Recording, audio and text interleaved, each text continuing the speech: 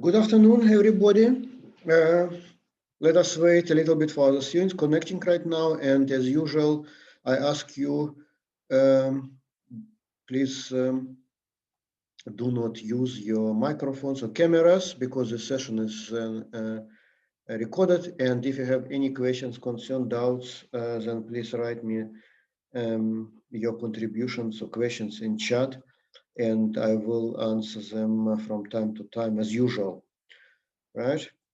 And as usual, we begin with the short repetition of the last lecture, and namely,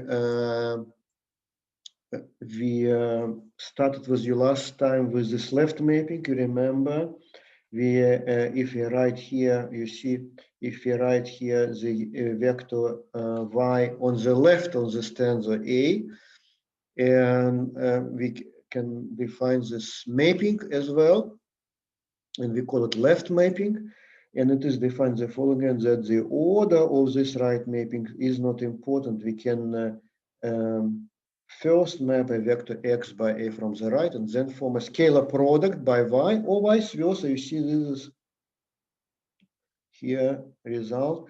We first map y by a and then scalar multiply by x, and then in future we will avoid these parentheses, dots, everything. Then the scalar value, which is the result of this right and left map, will be here written as a y x, and this is, which is very important. We have discussed it also today in the exercises. The components of a second order tensor are defined in this way. We multiply from the left and right by the corresponding vectors gi or original base or dual base, and then get the components of our tensor A.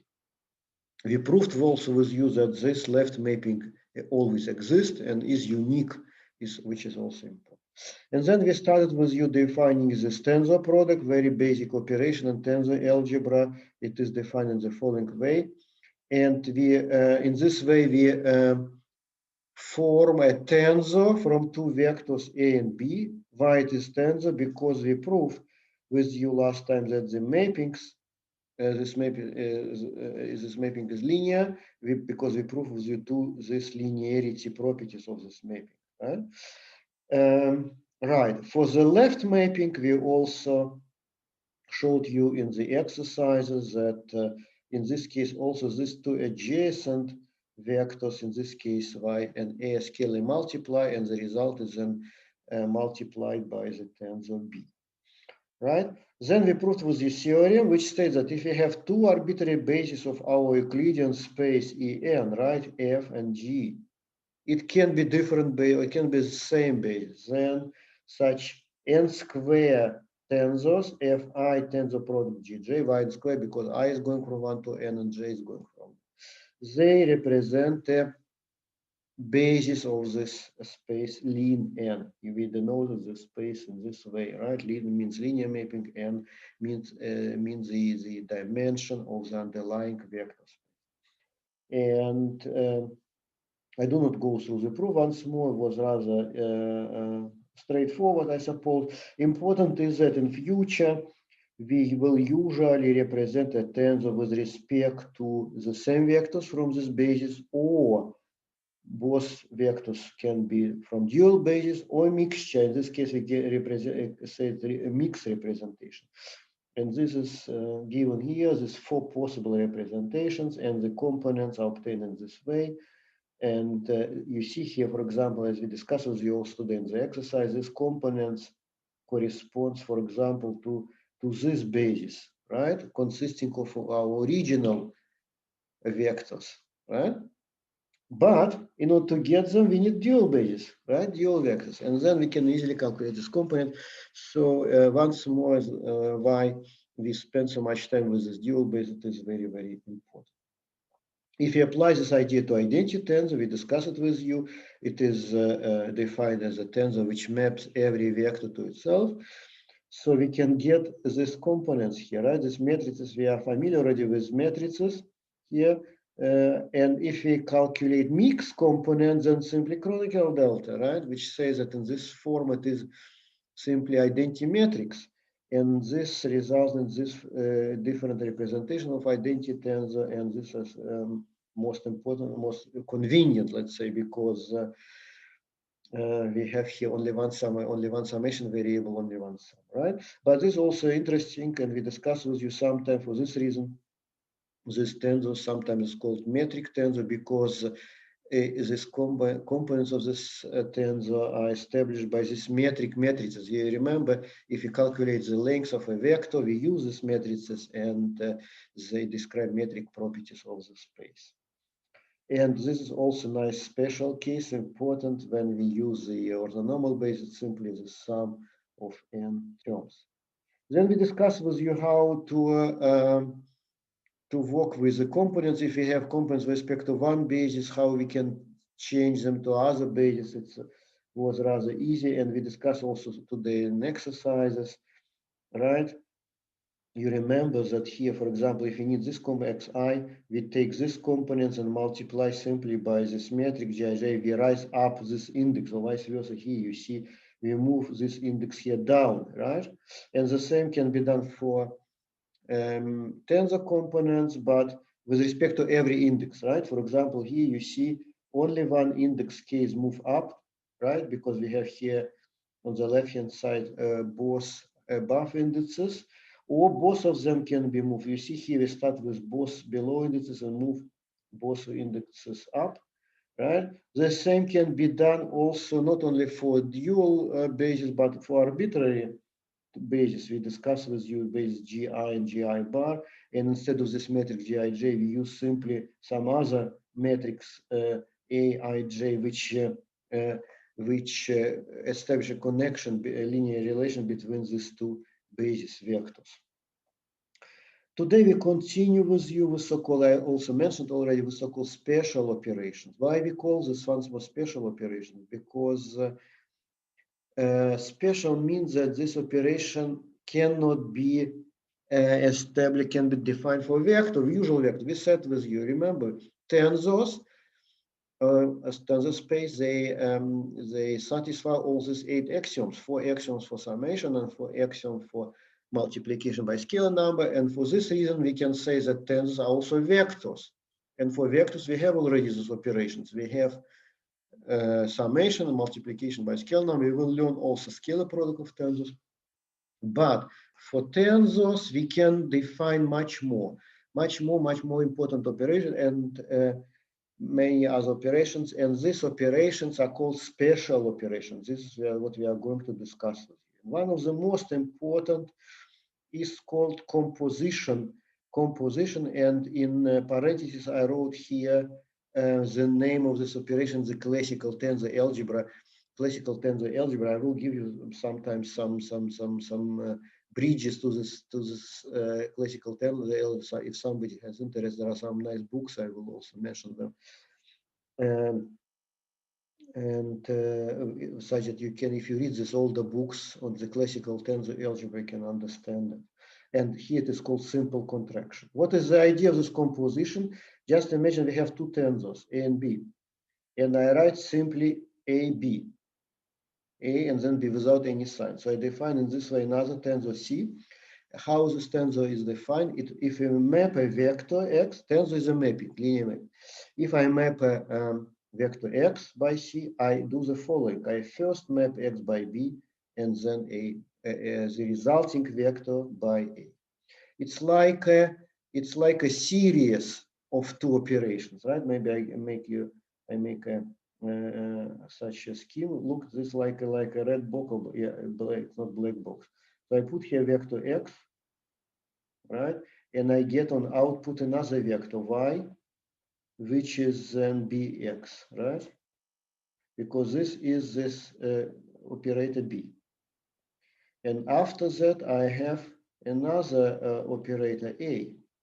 And the result is then this vector zeta, for example, which is then AY, right? So it's two steps. First, this linear mapping, and then second here, this operator A, right? Or I can combine everything together and say, okay, this is my own black box C, right? I can do it in one step. and this x, and then I get here zeta, vector zeta, right? So this is so-called a series of two linear mappings, right? And this is what we call composition, right? Interestingly, if we, again, we always should look what happens if we apply here left mapping, right? And we can easily prove first this formula. We do it on the other way around, not from the right to left. Here you see we go here in this direction, and here we go backwards from left to right, right? We first map y by a, and then the resulting vector is then mapped by b. How to prove it? Very easy. Again, as usual, you remember we multiply. This is a vector identity, and what I do here, I simply form here a scalar product by x, both sides, here and here, right? And what happens? Look, let us look on the left-hand side first. If I map by x, I take a scalar product by x. So I can do first. We just discussed with you the order of this mapping is not important. We can first map x by this tensor and then multiply scalarly by y. And here we know the order already. This order is defined by the definition of this composition. First map x by b and get this vector y, let's say, right? This vector y. And then you see here, we have again left map and right map. No, it's y is not good because y is already occupied. When we take another one, bx, right? This is vector z. And this is also z, right? And here I can also switch the order. I can first map y by a and then multiply scalarly everything by z, right? What I do here. And here again we can switch. Look, again we have here another vector z. Let's say p, vector p. And you see here this vector p scalarly multiplied by this vector, and x is the right mapping. But I can again once more change the order. I can first map vector p by b from the left and then multiply scalarly by x. You see? And now carefully compare, please compare this part before x and this part before x. Since x, again, the same argument, since x is arbitrary vector, this yellow term should be equal to this yellow term, and this is a proof of this relation, right? Interestingly, this composition is not commutative. Generally is not commutative, but there are commutative tensors. They are called commutative, or they are called these tensors commute, such that a equal to b, b is equal to ba, right? They commute. And this is rather interesting because there are some strange things here, and there is an exercise. I think it is here. This property is exercise 128, but you will be doing another exercise 129, namely the following. You get 4 tensors A, B, C, D, and you have to calculate to find commutative pairs of tensors, right? Commutative pairs, and you will see strange thing. For example, A commutes to C, C commutes to D, but A doesn't commute to D. In other words, it's like if you translate to our language, student A is a friend of student C. Student C is a friend of student D, but student A and student C are not friends, right? Strange. It happens in the life and also in tensors. And you once more, this will be interesting exercise. So you need to check all the pairs once more. Let me. You need to check. You calculate A B and look. Is it the same as BA? Is it equal or not? If it is equal to BA, this is a pair of commutative tensor and so on. Then you calculate A, C, and so on. You check all the pairs of these 4 tensors and look whether you have this equality or not, and whether we can say that these tensors commute. These tensors commute. So are clear questions? Please write me questions in chat if you have any concerning this concern composition of tensors and commutative tensors. Okay, now another interesting properties. Some of them we prove. One of these we will prove with you now, and you see here this formulas. Another you prove at home. They're easy. Of course, if you compose any tensor with zero tensor from the left or right, it is result is zero tensor. And the same, similar, if we compose with identity tensor, nothing changes, we get again the same tensor. But if we have a sum of two tensors and compose it with tensor A, we can simply write out it here in this way, distributive rule. And here also from the left, distributive rule. And also this also important. We can, the orders of this composition is not important. If you have composition of three tensors, we can first compose B and C and then compose by A.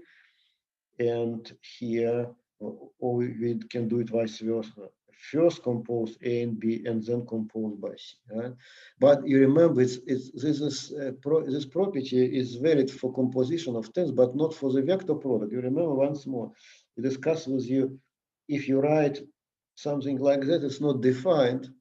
This is not defined here, right, for three vectors, because the result of this double vector product depends on the order. That's why you need to write parentheses, because this is not generally that is not the same as here this B, C, right? If you write in this way, it's generally different result. You have generally different result. This is why here it makes sense to write these parentheses, but here in our case, excuse me.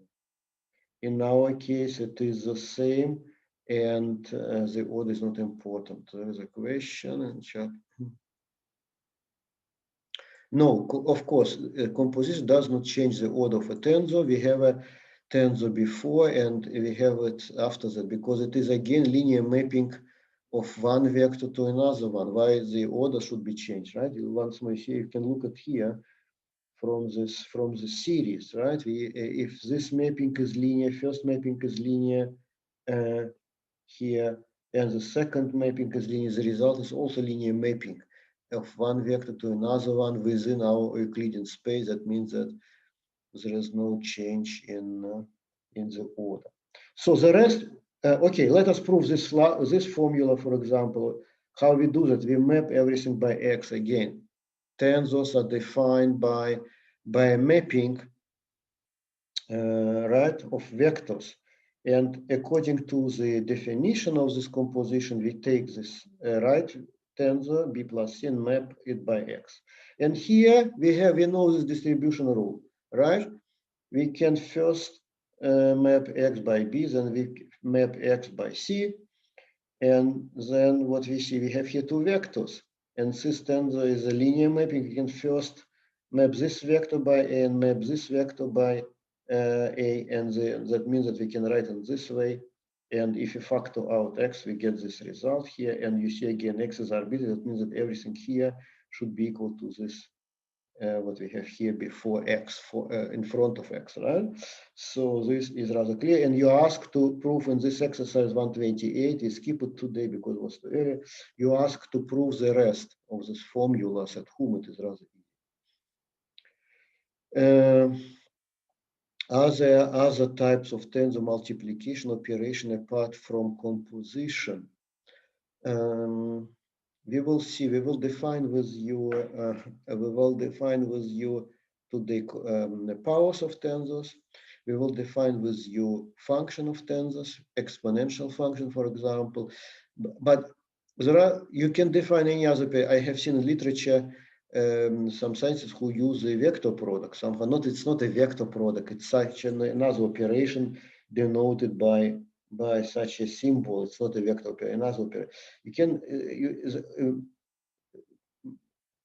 thousands of, maybe it's too much, but 100 operations can be defined. But the idea is that to keep the number of operators as small as possible, such that we can get all the results with a minimum of definitions, let's say.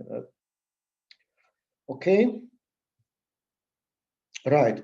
What happens this if we represent both tensors? For example, this was a tensor A here, and this is tensor B, and they are defined by a tensor product of two vectors, A, B, for example, here C, C, D. Interesting, and this is very easy to memorize this. Again, these adjacent vectors are scalarly multiplied, make this very bold dot. Scalarly multiply, you see? And these vectors here, external, let's say, or outside, which are staying outside, they form here tensor product, right? Very interesting, but very simple to memorize this rule. And we will prove it now. Look again, mapping or everything by X, right? Everything by X. And then what happens, again, we first map X by this tensor. And according to the definition of the tensor product, we have first to scalarly multiply these adjacent vectors.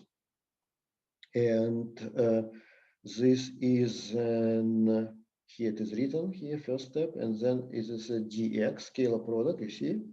And then we multiply, the rest is this vector C is here, right? And then the next step, we apply second mapping by this tensor. And here you see we have here this vector C. It means that we apply here scalar product BC, right? dx, BC, and this vector A remains, right?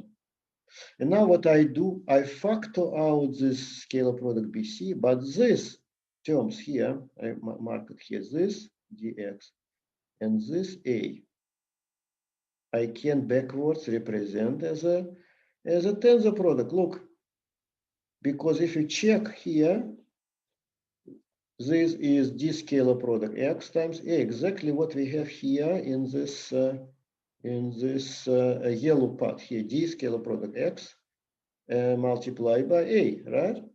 So the means that if I factor out that x here, then you see, then the result is this brackets.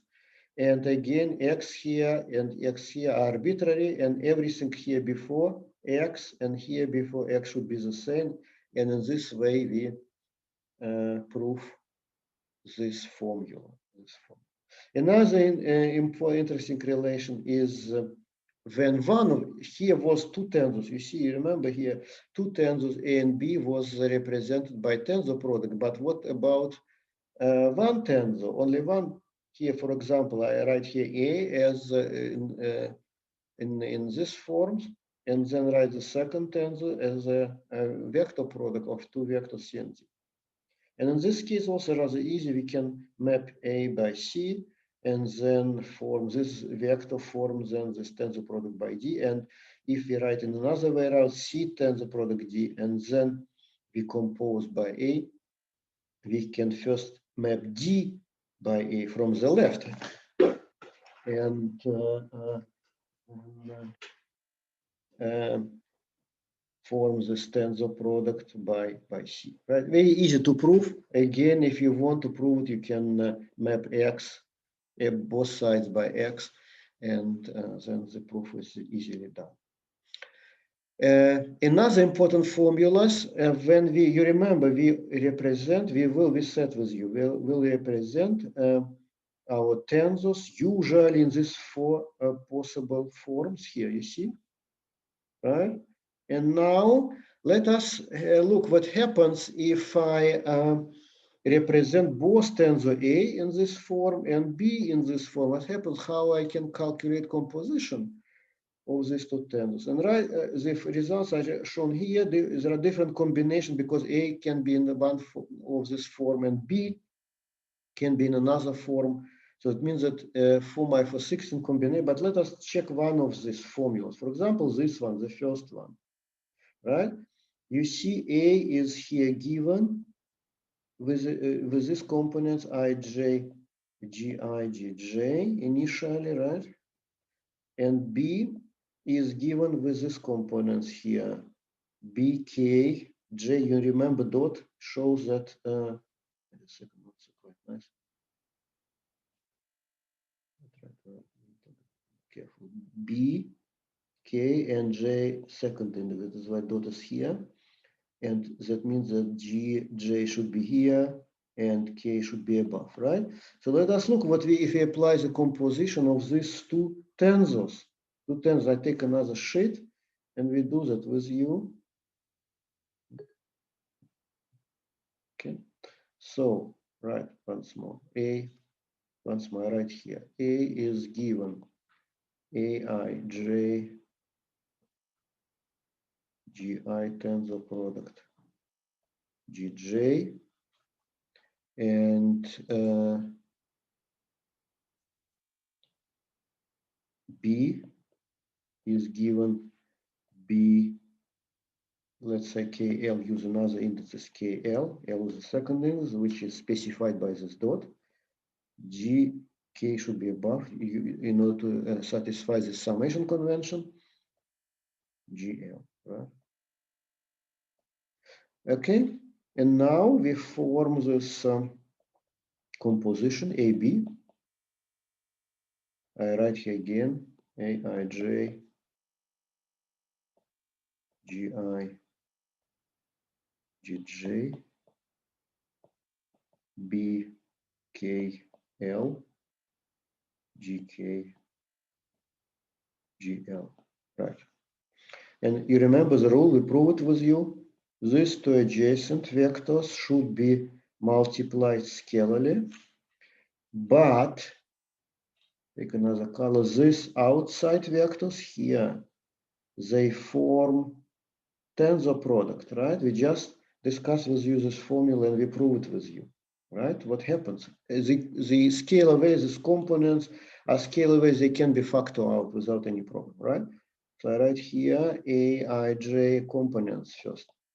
B, K, L, right? And then we have these components, Gj, Gk, right? They dual, they form a chronicle delta. This chronicle delta, the result will be chronicle delta Jk, right? Jk. And then finally we have this vectors which form tensor product Gi external, Gi, Gl, right? Okay, we are almost done. You see here that again we have here summation over K, which is not necessary because of this delta. And we simply substitute everywhere K by J and skip this delta, right? Carefully. K substitute by J. So we have here Aij, B, JL, because instead of K we write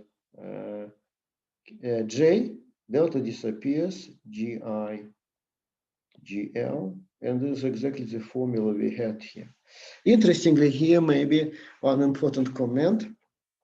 If you look at this here product, you see we sum up, take another color maybe here. We sum up here over this index and over this index. So that means that J is here for the matrix A is second index, and for the matrix B, we can consider this component as a matrices, right? I and J can be considered as a matrix, and B, J, L as well.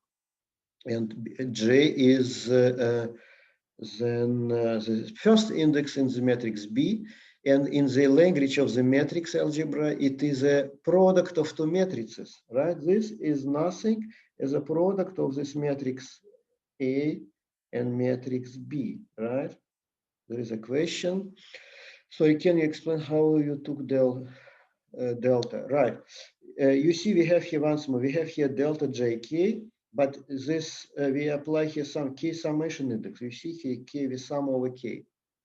But we don't need the summation. So in principle, summation over K from 1 to n, right? But we don't need the summation because only one term in the sum is not zero when, due to this delta, when K is equal to J. So we keep only one term, we skip the sum, and we keep only one term where K is equal to J. And in this case, delta is equal to 1, right? When K is equal to J. And that is why it doesn't appear more, right? It is everything is multiplied by 1. Okay, let me come back to this exactly this formula. we just proved with you, can be another formulas, but everywhere you see here we sum up over k here and over k, it's matrix multiplication here and here. Everywhere we sum up over the second index of the first matrix and over the first index of the second one. It's like a row of the first matrix is multiplied by the column of the second one, which is, as once more in the language of the matrix algebra, is the product of matrices. We will use it also in the exercise. Okay, what I mentioned already, powers. If I compose a tensor by itself, not by B, I take my tensor A and compose it m times with itself. Why not? And this is what we call power of a tensor A. M here is here. This is integer number, can be 1, 2, 3, and so on. Just when I see a question, I try to answer. And special case, we define it. We define power 0 is defined to be always identity tensor. It is like with the real numbers. If you take a real number x, take a power 0, it's number 1, right? Always, it's a matter of definition.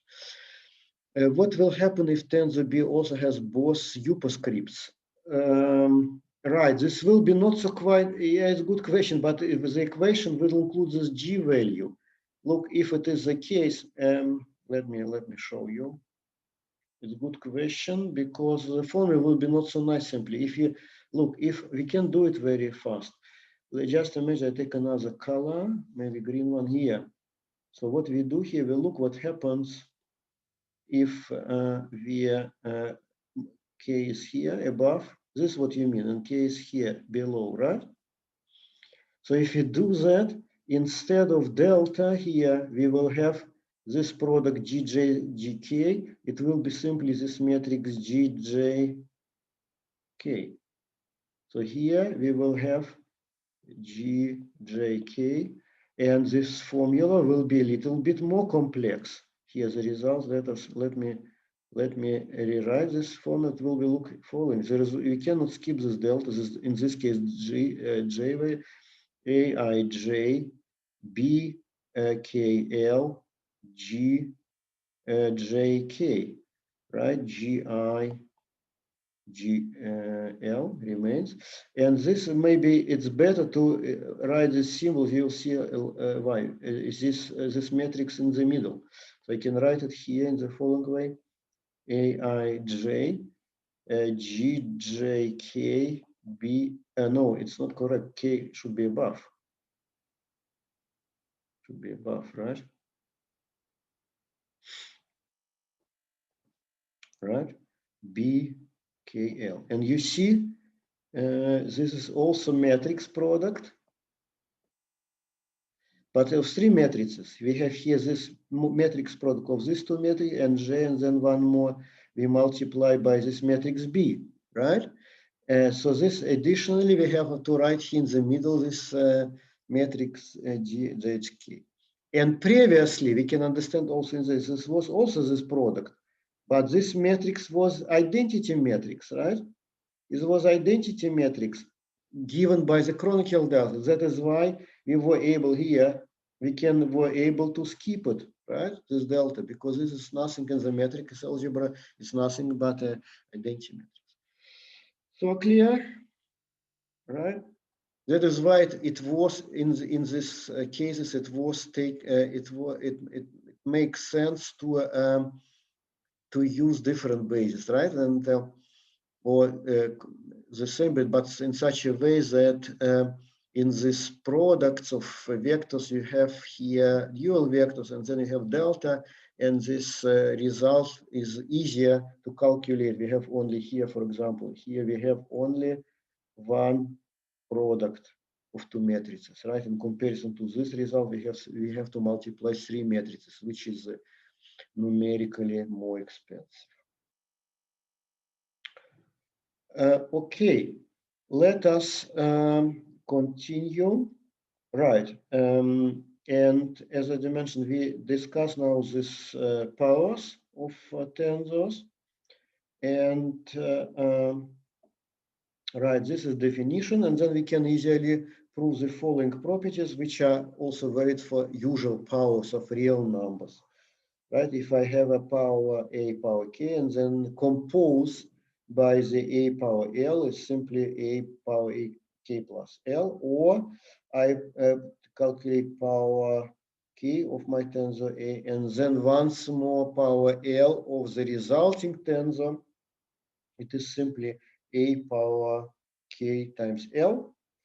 And if I multiply my tensor a by alpha, it is multiplied by alpha power k. It's not linear operation. You see, power of a tensor, it's not in this sense.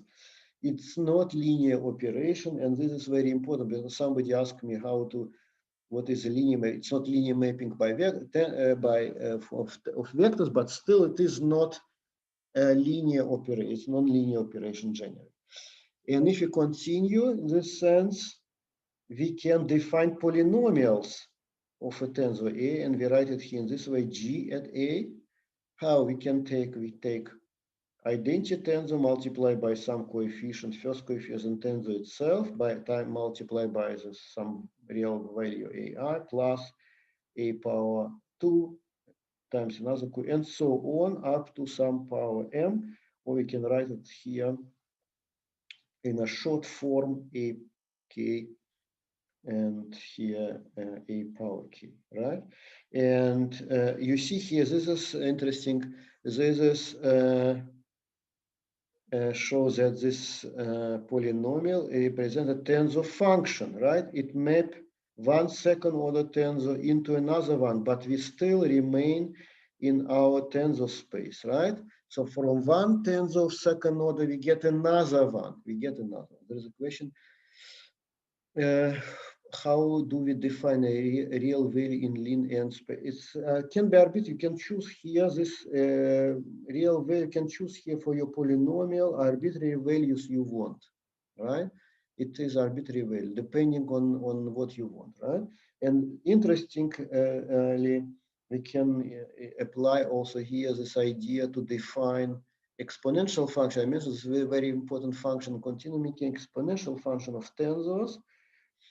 This is defined completely in the same way as exponential of any real values, right? But we use here simply powers of tensors, right?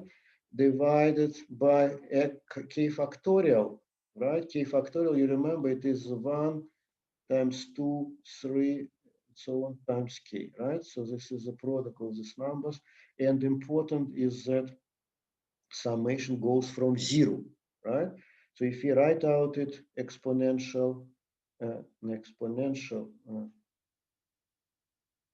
here, maybe here, right? It is what?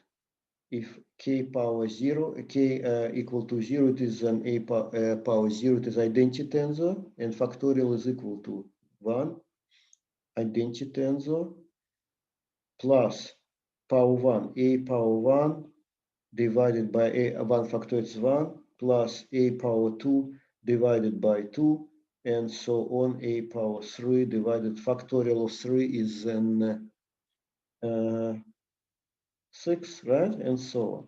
Infinite, and this series are infinite, and in this way we define exponential of this function a, and you will get a, you see, we don't discuss so much, but everything will be discussed in exercises. You will get a lot of five or six exercises concerning exponential function, right?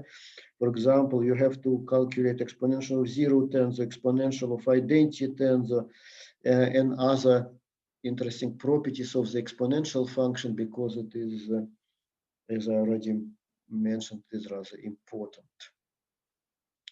Any questions to me concerning this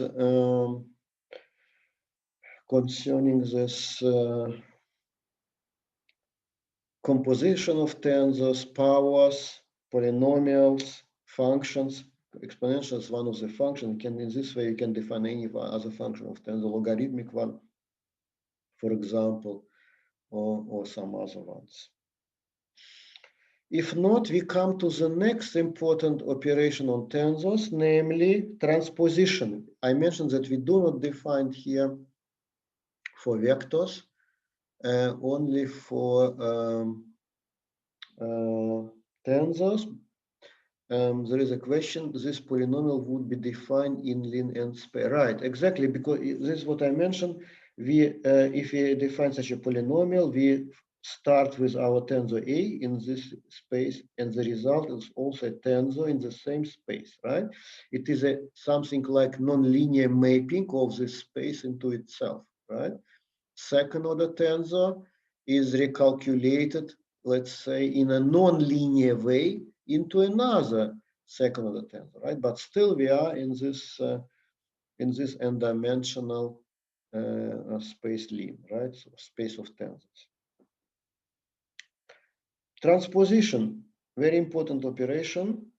It is defined as the following, denoted by this T, capital T is an index.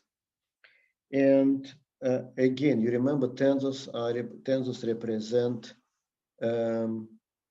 linear mapping. That is why we define this transposed tensor also by means of the linear mapping. You see, the definition is very easy. If I map my transposed tensor by vector x, it is the same as I map my original tensor A, but from the left. You see here also here this linear, this left mapping is very, very important. And this is important, it should be valid for all x, right? It's not enough if it is valid for one, it should be valid for all, right? Vice versa, I can say if I map A by Y, it is the same as I map Y from the left by A transposed, right? Or also we will prove right now this formula, or if I form this left and right mapping, very, very important formula, we also use it often, very often in future. If I map it x, A by x and y from the right and left, I can switch the order of this vectors x and y, but this tensor, you see, should be then transposed. Let us prove it. Let us prove it's rather easy. So we start with this expression here, this one here. It is, I can write it in this way, x scalar product ay, right? Or I can switch the order. I can first map x by a and then multiply scalarly by y. And this formula here, this expression here, look, it is definition, right? It is definition here of this result, right? Of this transposed tensor, right here. You see this exactly this. I clean it. Right? It is exactly this term here, and that means that we can substitute it by this one, which is done here. You see. And then I can skip, you see, I have here right my left, I can skip the parentheses, and I can write in this way, and or I can write in this way here, right? Because I can first map y by A transpose and then multiply scalarly by x. And if you compare this result, maybe I mark here this with this one, it's exactly proof of this formula because x and y are arbitrary.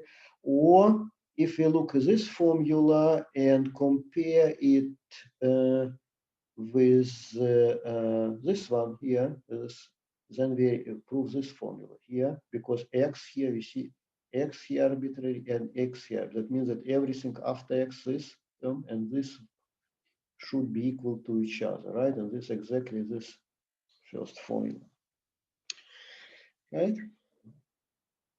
Also, from this result, we can clearly prove it is easy that if you transpose a tensor twice, then we get the same result again, tensor A. Interestingly, also, we will discuss later with you, transposition is a linear operation, which means that if I transpose the sum of two tensors A and B, I can first transpose A, then I transpose tensor B, and then I sum up these two tensors. If I multiply my tensor A by some scalar number alpha, I can first, and then would like to transpose the resulting tensor I can first transpose my tensor A, and then I can multiply this transpose tensor by alpha, right? To these two, you remember always two linearity properties, and they can easily be proved here. Okay, now next result important, you know maybe this result from matrix algebra. If I have a composition of two tensors A and B, then I transpose it, then I can switch the order. You see, yeah, I switch the order of A and B. I first transpose B, and then compose by A transpose, right? We can easily prove this formula. Let us do that again. We map here this left-hand side. We map by X. And according to the definition, it is the same as we map original tensor AB by X from the left. And here we know the rule. We first map X by A, by adjacent tensor, and then by B. And here again, we switch the order. You see, it is on the right with transposition of B. And now we do this trick once more. You see, X here is left mapping, but I can switch it and write on the right with transposition of A. And if you compare again beginning of the formula with the end, then if you prove this result. Another important interesting result is that if we transposed a tensor product of two vectors, right? So this we simply switch the order. Also very easy to prove. BA is this, maybe there's even an exercise about that. Maybe not. B either A tensor product B transposed is then BA. Why it's so important? Because now we look what happens with the components of a tensor if we transpose it. And this is very important also for computer programs, because if you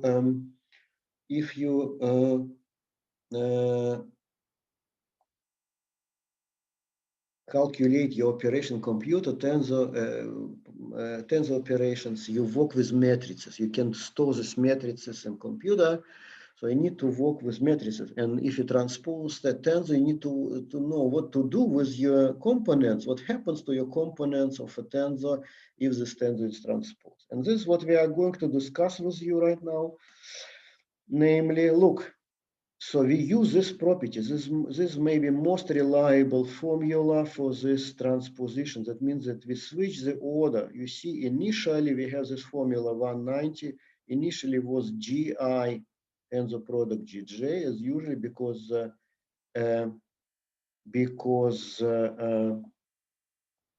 this just a second, please.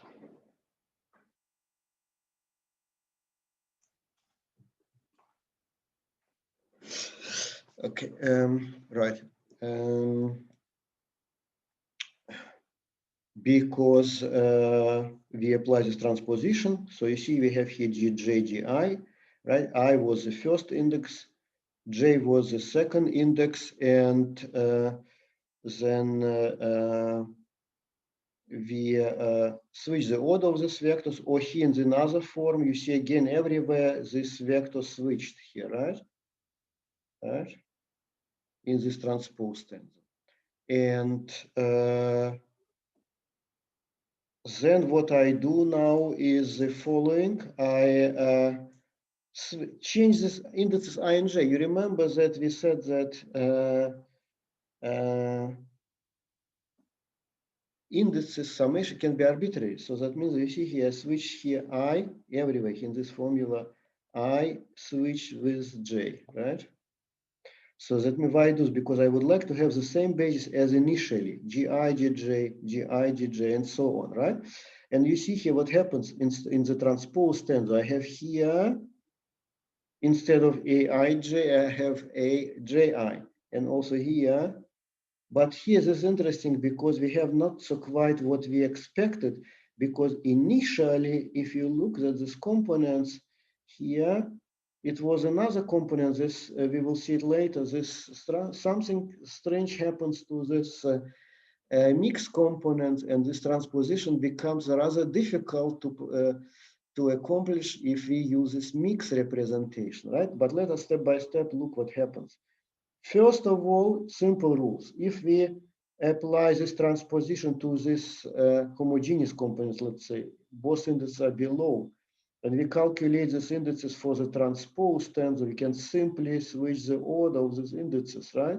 If we have this matrix of the components Aij in the matrix algebra, it's transposition of the matrix, right? So we switch, we reflect this matrix from the main diagonal, and this is what we call matrix transposition, right? The same is valid here for the above components. We simply switch the order of this component, right? And it may be interesting that here we can also say that the first index comes second one, right? And J becomes the first one, right? The order of these indices changes, right? The order of the indices changes. And here, if we look at the mixed representation, I told you this is not so quite easy. If we look at here, look, this is, for example, let us keep this result in mind. This is the result of this transposition in the mixed component. But if you look at this basis, initial basis, it was here with this component. So we have here, initially we had here the following: Gi tensor product Gj, right? And the components was the following: I, J was second index. This was our initial tensor A, given in these components, right? Right? And now what happens after the transposition? And this is our transposed tensor. What happens is we have the same basis. Look, once more, the basis, may I take another color? The basis is the same. Right? The basis is the same here and here. But something is happened to the components. And this is rather interesting. Look, I was here below index, and it remains below index. J was above index, and it remains above index. But what happens? Look what happens. We had initially this constellation, and now I moves to the, I becomes second, it becomes below, but it moves to the second position, it becomes second index here, right? And J becomes the first one, right? J becomes second, becomes first one, which is written here. Look, we need this components of the transposed tensor, and we take the mixed components with respect to another representation. And here you see we simply move this J from the, you see J is here second, it is here first one. And here it is the, also I was the first one, becomes second one, right?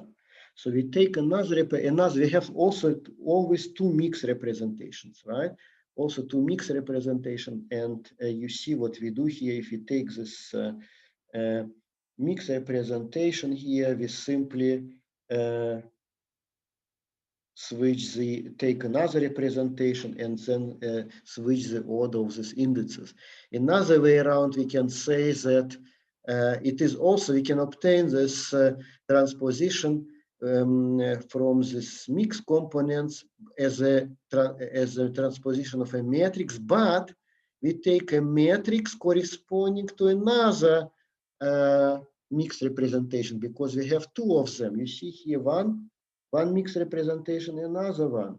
And for this transposition, we always need another representation, which should be then transposed, right? Rather interesting result. And also for the second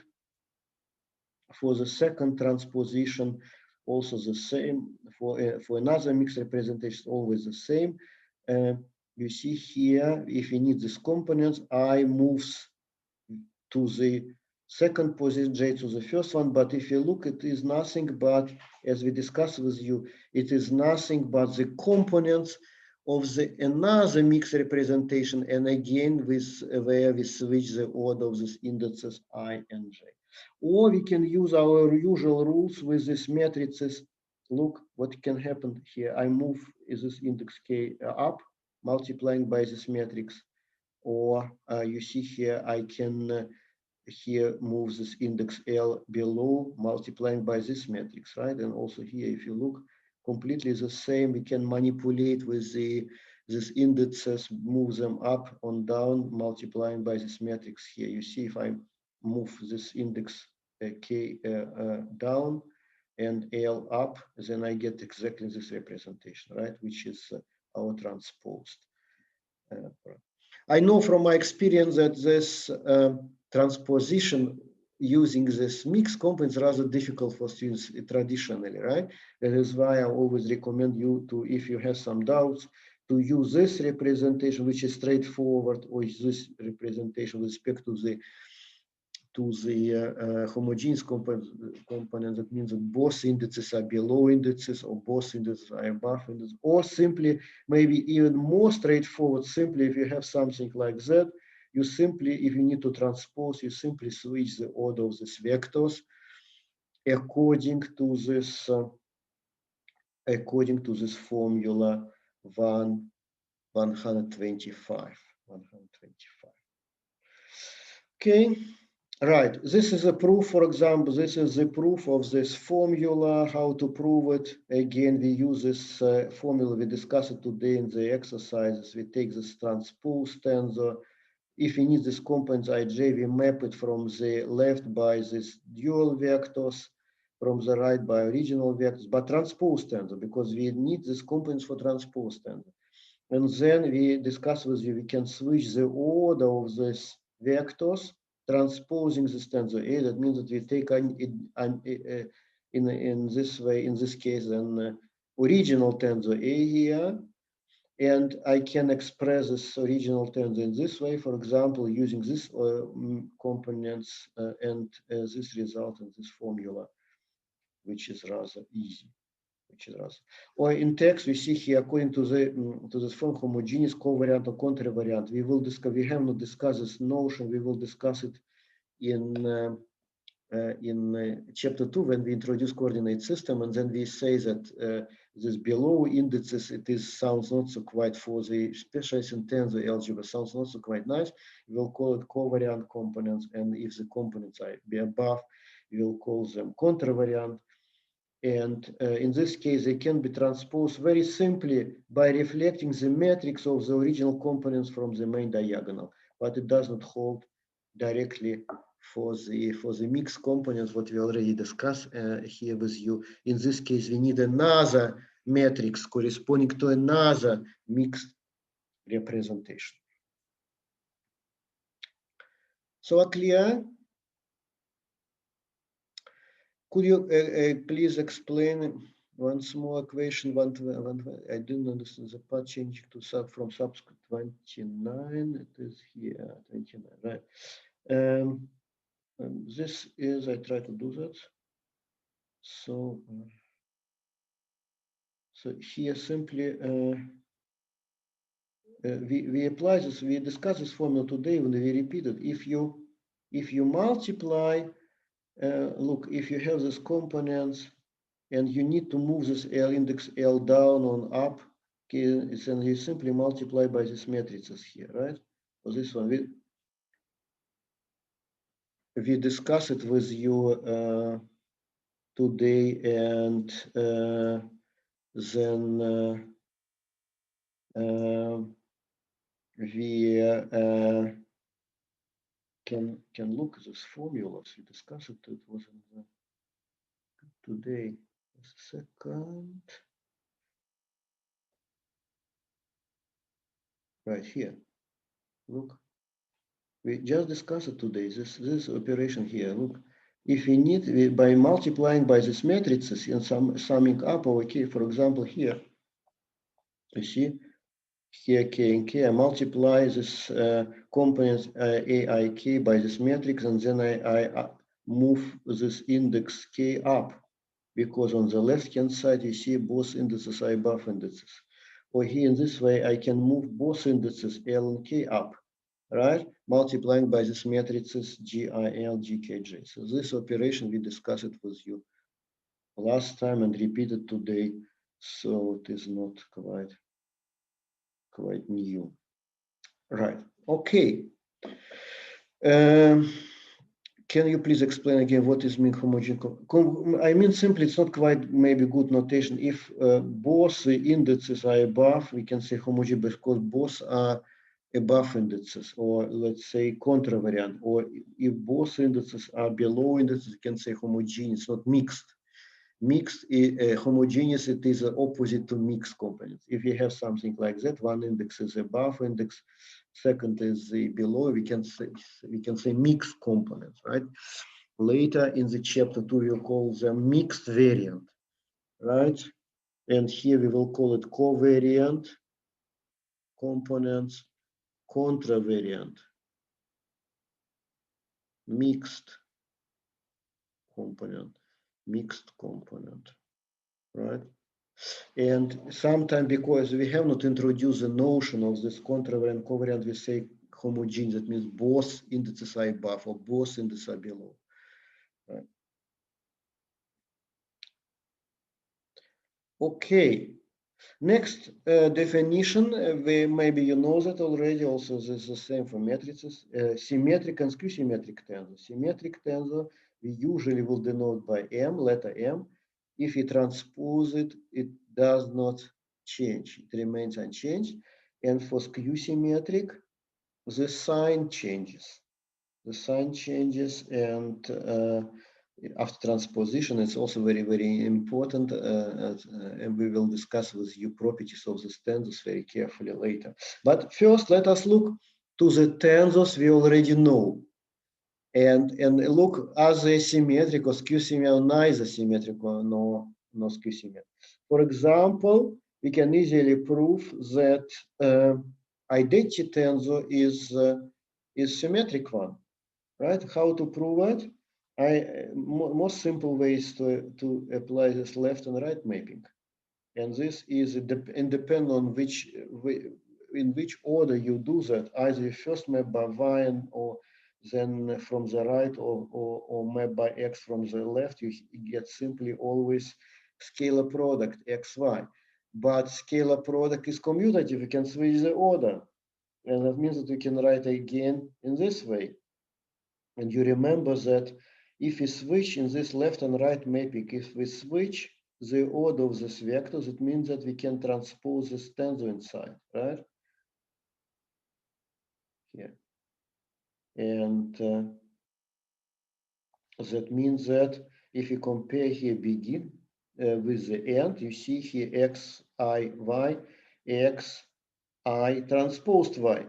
And this is valid for all x and y. That means that this tensor should be equal to this one, which proves that the identity tensor is symmetric. But now, rather interesting, we discussed with you that the component matrix of this tensor, which produce a vector product, is skew-symmetric, only matrix. But now let us prove it generally that this tensor is always skew-symmetric, tensor which produce this vector product, right? So we don't know if we have this vector W, you remember we write here hat, and that means that this is already a tensor which produces vector product. And now we transpose this tensor, and as we expect, it should be negative of it, which means that this tensor is skew-symmetric. How to prove it? Again, I apply right and left mapping, right? And if I switch the order, I can skip this transposition. You see, there is no here transposition more. And you remember, this is mapping by, okay, this we first can consider this mapping, and this is nothing but the vector product by the original vector W. And after that, the resulting vector is multiplied scalarly by y, right? And that means that I can write here, this is nothing but this mixed product we also discussed with you. And the property of this mixed product is the following: if we switch the order, it is odd permutation, right?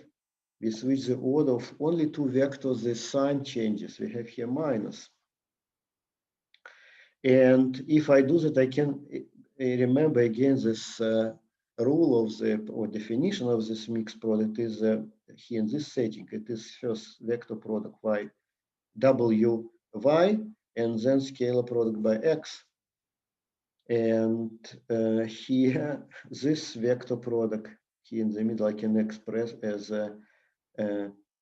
or write here first I write here minus, I move it minus inside, and you see again we compare here begin with the end, and we see here we have here x and here y, and here also. It means that this tensor here, this tensor between x and y should be the same, right? Because x and y are arbitrary. X and y are arbitrary, and which proves this formula here. This one,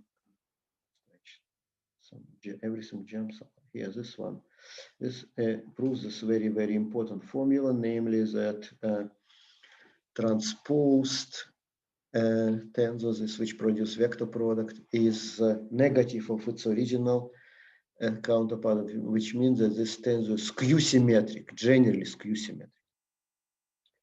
So clear? Questions, comments?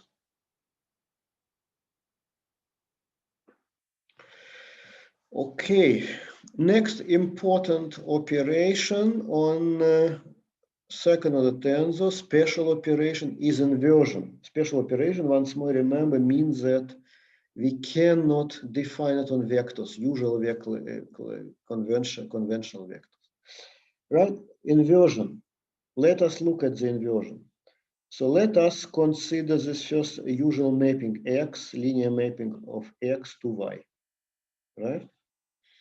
And for some tensors, not all of them, for some of them, for some of this, for some of these tensors, we can do the following. I can get, here I obtain my tensor vector y, but I can define another operation such that I map y backwards to x. So I am rotating in a circle, so to say, right? And such a tensor is called is denoted by a with this power -1.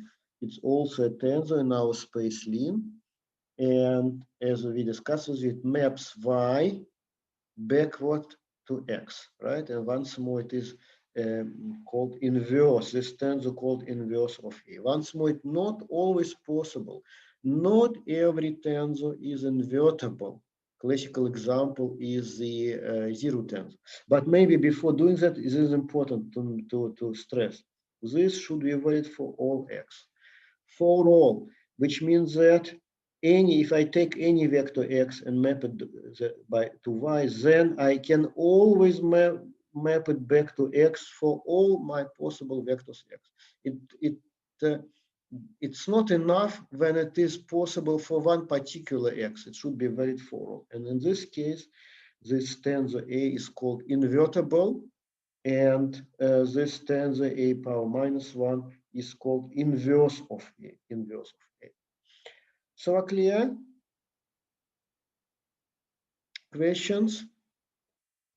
Okay, let us look at the properties of this inverse tensors, and they are rather interesting as well. Now what I do is the following. Look, I take this y here, I clean a little bit again. So we have this, essentially we have these two formulas, right? We have this formula here. We have this formula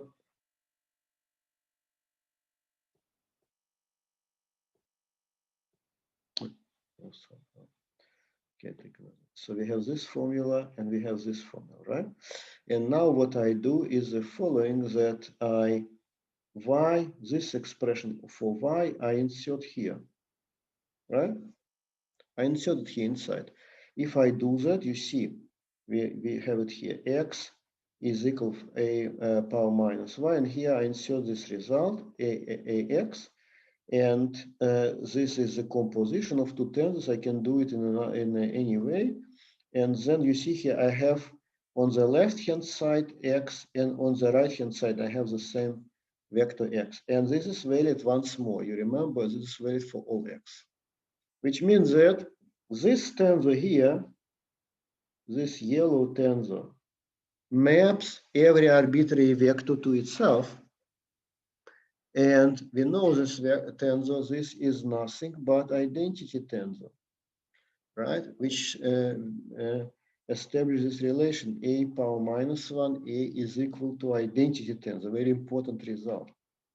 Very important result. However, we will see that it does not automatically, because you remember that composition is not commutative. That means that a, b, generally is not equal to BA, and it is not quite clear whether this tensor commute, which means that is it in this way, a power minus 1 is also identity tensor or not, and this should be proved with some other results. It's not so quite easy. You'll see it's not so quite easy to prove that this tensor commute and this a power a minus 1 will also be identity tensor, right?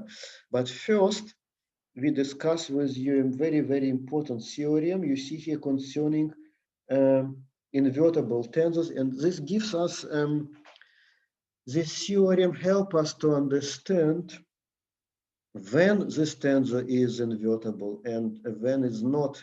So how to distinguish sometimes invertible tensors and not invertible. And let us look, the statement of the theorem is rather easy. The proof will be not so quite, no, it's also easy. It's not so quite easy, but we do that. So the statement of the theorem is the following. Let us look.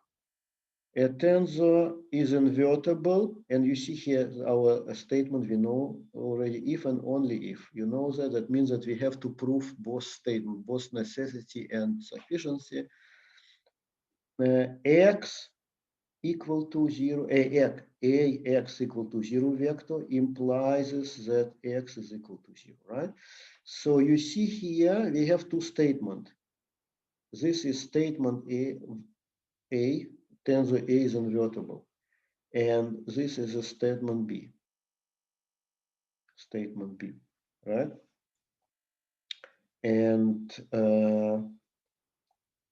we have to prove here that these two statements are equivalent, which means that if A, then B, and B, then B, if B then A, right? So we have to prove both sufficiency and necessity.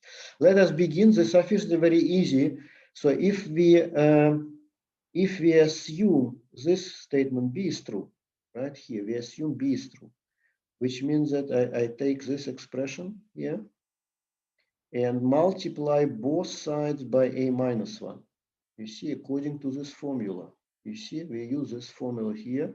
We map both vectors here, but this is a vector here. This is a vector equation. This is a vector equation. And I map it both sides by a minus 1. We prove with you, will prove that, or we prove with you that mapping any tensor mapped by 0 vector is 0 vector. That's why we have here 0 vector. And here we have the rest, ax. And this is identity tensor. And we have here x. And this is nonsense. We have x equal to that. So it means that then we have then if the vice versa, we assume this tensor with we assume that this is true, right? The statement A is true. Then we take this assumption and then show that x is equal to 0, which means that then in this case the statement B is true, right? Clear? Once more.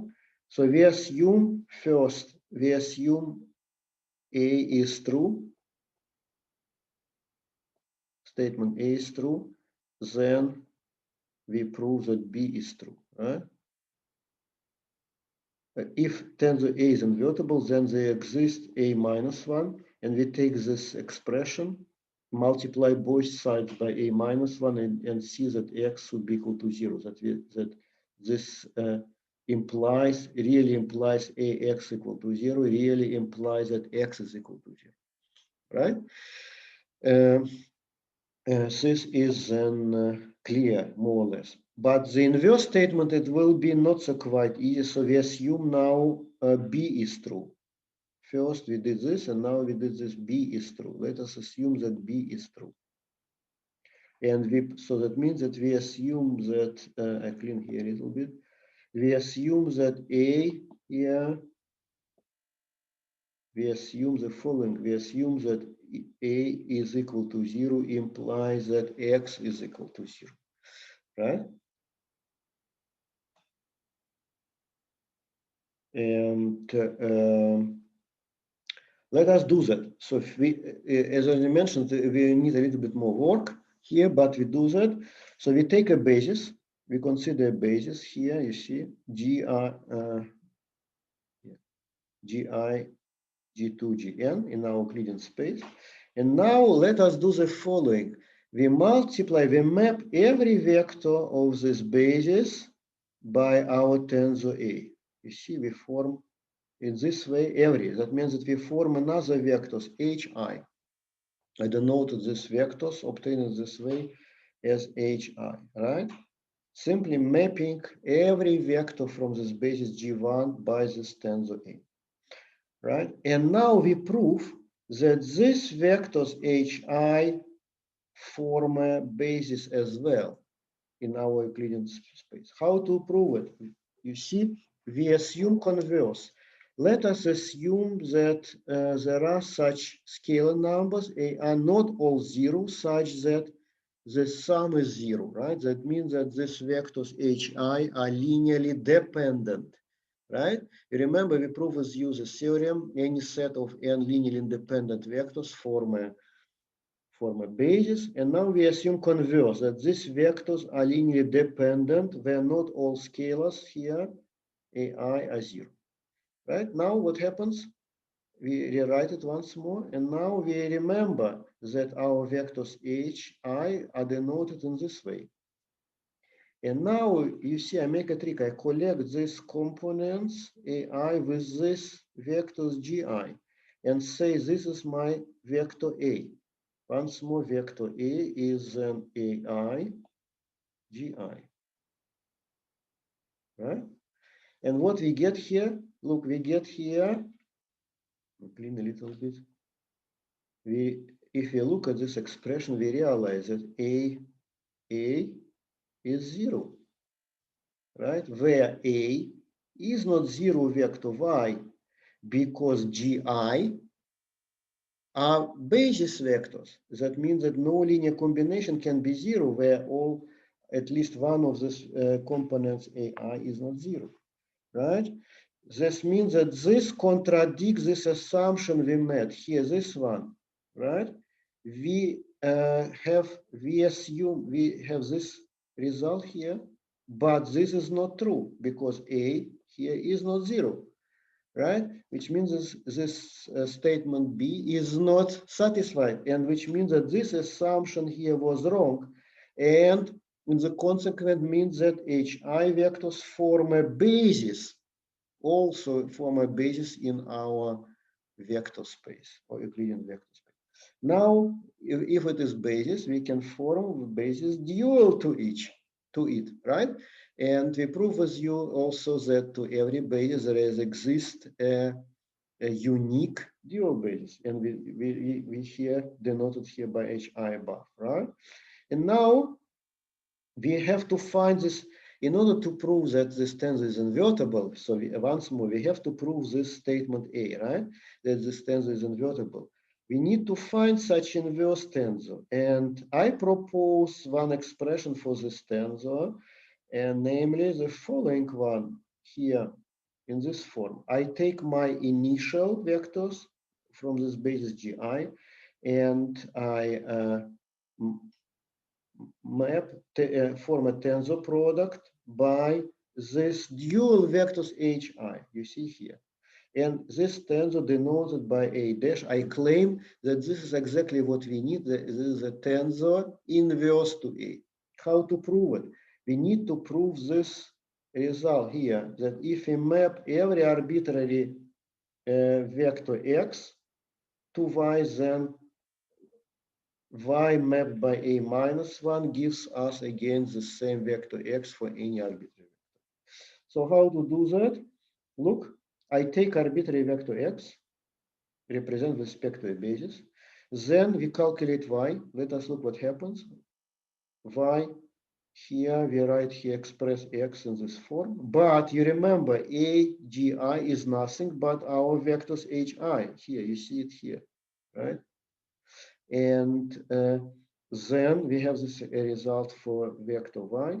And then we map backwards y by our tensor A dash. Our tensor A dash is here.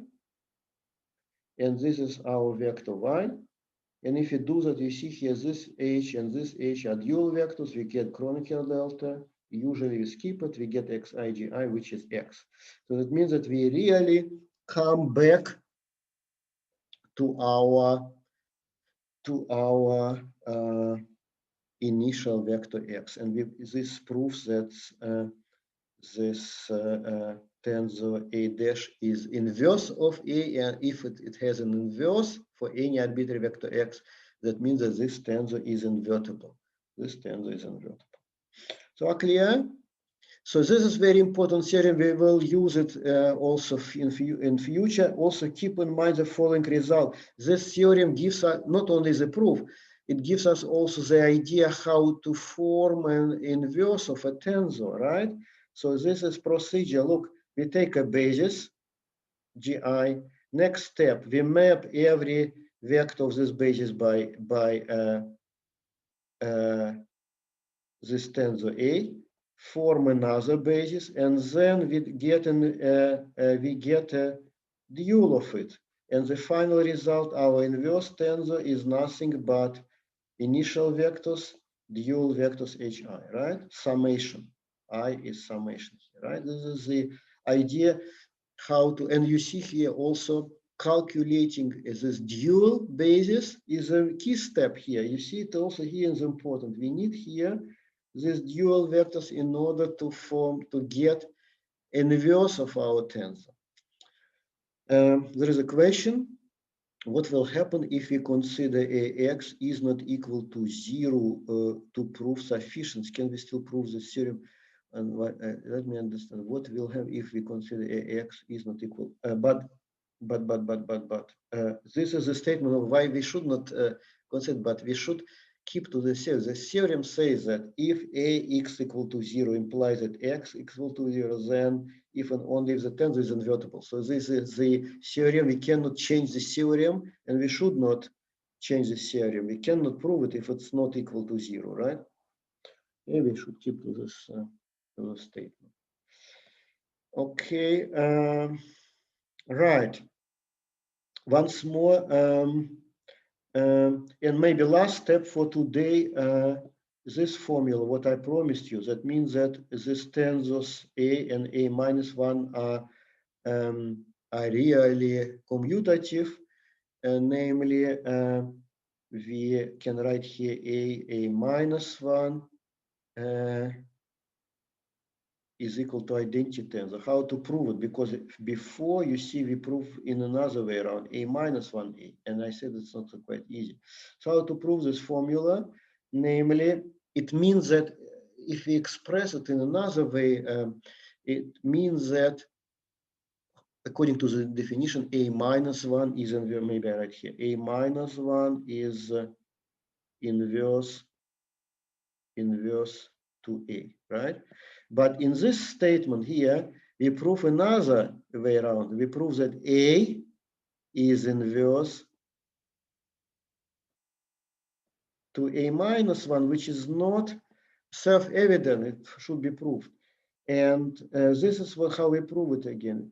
We prove this in the following. We consider again this basis and this basis, right? Because we assume that tensor is is invertible, that means that this will be this vectors h will be also invertible. And what we do here, look, I take my vector y, arbitrary vector y, and represent it with respect to this basis h. This is my vectors h.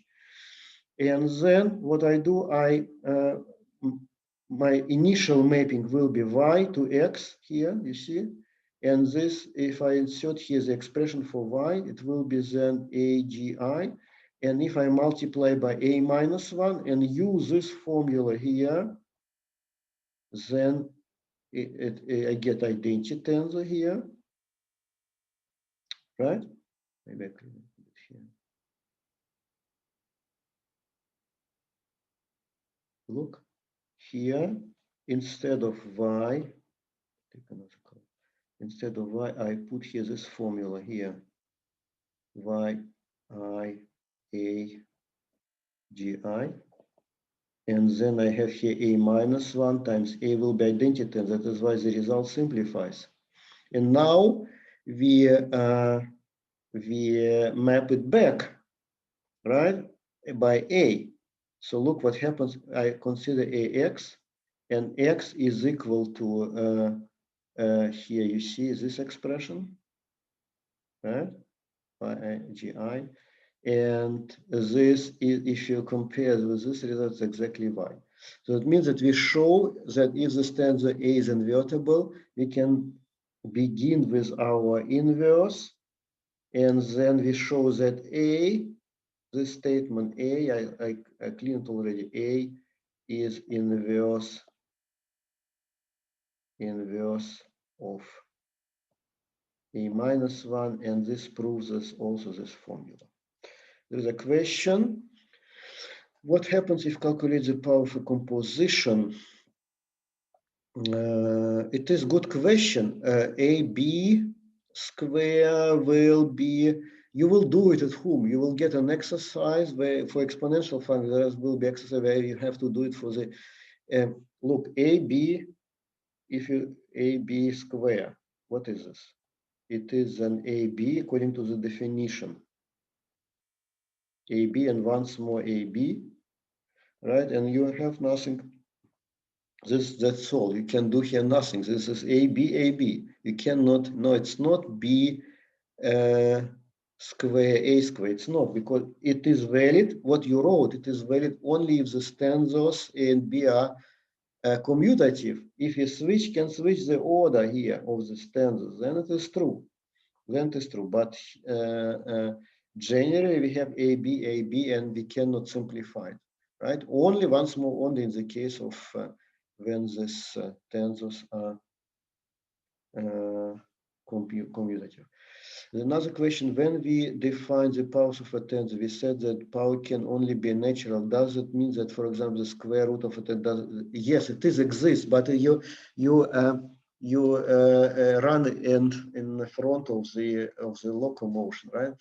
And so to say, we will discuss how to define, and also in square root is very important in of a tensor, and there are different ways to define it. Wait a little bit, we will define it in continuum mechanics. Also here in tensor algebra, discuss a little bit this. We can do that. We can define. It's not quite easy, but it is possible. There are different ways. Mostly, the most maybe straightforward to use spectral decomposition of tensors, and we will consider the spectral decomposition in the second part of the tensor algebra in the next semester, tensor algebra 2.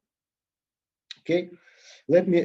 Time is out already. We are running out of time. Let me shortly discuss the exercises. Look, we stopped here, right? So please do that. This now you can do this exercise here, right? And this is exactly 129 is this exercise with 4 tensors A and B, and you have to find pairs of commutative tensors. And now you have this exercise exactly with these powers, A plus B power K. And now you have to prove this formula, you know, maybe from the classical mathematics, which is valid for usual real numbers, but here it is true only if these tensors A and B are commutative. Please calculate exponential of zero and identity tensor that are also mentioned. And also there are many other formulas with exponential function, right? So please do everything up to here, because then we deal with orthogonal tensors. So up to 135, right? This problem may be rather difficult. Try to solve. If not, we will discuss together with you, or look the solution in the book, and we will discuss it together with you next time. Any questions? Final questions?